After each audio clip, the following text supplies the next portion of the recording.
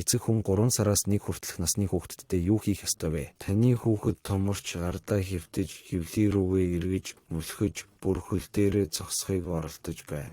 Одоо ч гэсэн их нартайгээ сууж хасрамжийн дүрмүүдийг хилэлцэх нь чухал. Танилцаж ямар тоглоом худалдаж авах, ямар тоглоом худалдаж авахгүй, өдөр тутмын хуваар ямар байх талаар тохиролц. Эдгээр зүйлийг нарийн ярилц. Энэ нь танд хүүхдээ хүмүүжүүлэхэд нэгтгэж, зөрчилдөөнөөс зайлсхийхэд туслана. Хэрэв та хүүхдтэйгээ тоглох дуртай бол түүнд энгийн тоглоом худалдаж аваарай. Гэхдээ хэрэв та тоглох дургүй бол санаа зовох хэрэггүй. Хүүхдээ слинг эсвэл эрэг цагтаагаа авч яваарай. Тэр шин газруудыг харахад сонирхолтой байх болно. Хүүхдтэйгээ тоглоомын талбайд явж байгаарай. Таны эхнэр амарч чадна. Хүүхэд бусад хүмүүсийг харах болно. Та чимээгүй амарч хүүхдтэйгээ тоглох боломжтой. Эхнэртэйгээ харилцаагаа бүү март.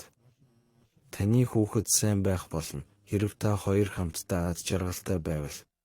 Тиймээс боломжтой бол няныг аваарай эсвэл эмээгээ хүүхэдтэй суулгаарай. Таны хүүхэд 1 нас хүрэхэд тэр аль хэдийн илүү сайн унтаж, олон зүйл чадвартай болж удахгүй олон зүйл суралцах болно.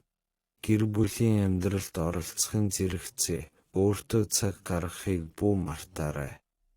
Эцгийн аз жаргалтай байгаарай.